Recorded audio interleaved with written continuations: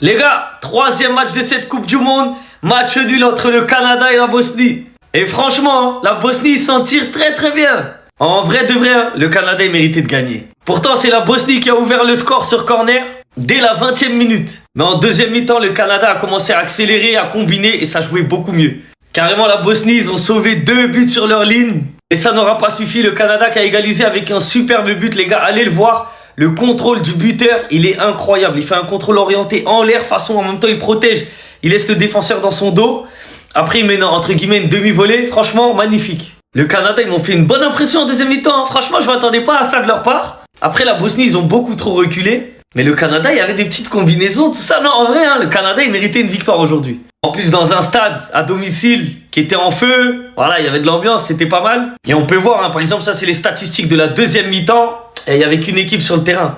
D'ailleurs, le Canada n'a toujours pas gagné en Coupe du Monde, les gars. Avant la rencontre, ils avaient fait 6 matchs, 6 défaites. Aujourd'hui, ça va. Ils n'ont pas perdu pour leur 7e match en Coupe du Monde.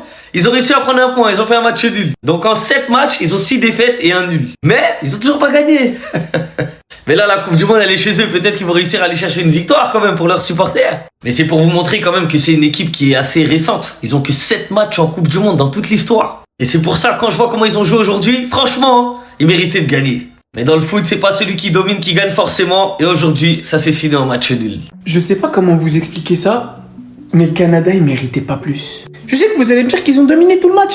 Plus de possession, plus de tirs cadrés, plus d'expected goals. Mais dites-vous que la Bosnie, ils ont joué à 11 pendant tout le match et ils ont cadré un seul tir de moins que le Canada. D'ailleurs les gars, à 23h30, on se retrouve sur l'application Violette où je vais live, on va revenir sur le match de la Corée, sur le match du Canada, sur le match des États-Unis et tous les jours on sera en live pendant ce mondial.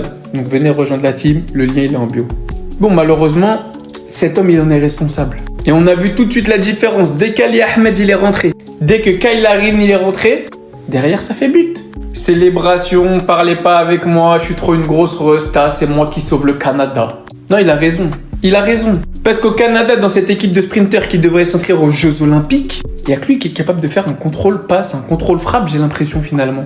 Non, pour faire des tout droits, il y a du monde. Pour courir vite, il y a du monde. Mais c'est pas la Coupe du Monde de 60 mètres. Les Américains, c'est des athlètes, je leur enlèverai jamais. Mais au football, faut jouer avec ses pieds, pas juste les utiliser pour courir. Après, je vous mens pas, heureusement qu'il est là aujourd'hui, lui. Parce que s'il est pas là, s'il fait pas son sauvetage phénoménal sur la ligne, je pense que le Canada, ils vont chercher la win.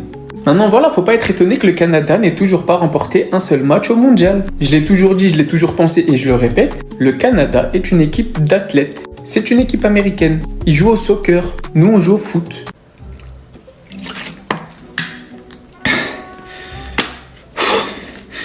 Les gars, il fallait nous prévenir. Je vous jure, il fallait nous prévenir.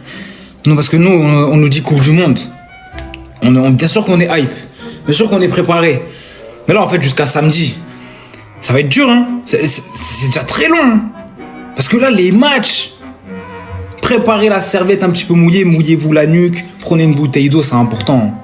Parce que sinon tu t'endors, sinon c'est trop dangereux. Ce soir, Canada-Bosnie, déjà l'affiche, bon, quand tu la vois, tu sais pas ce que tu vas faire dans la soirée. T'allumes le match, waouh. Là je sais même pas comment actuellement je suis encore debout, comment je peux vous faire ce débrief, comment je ne me suis pas endormi devant ce match. Je sais pas.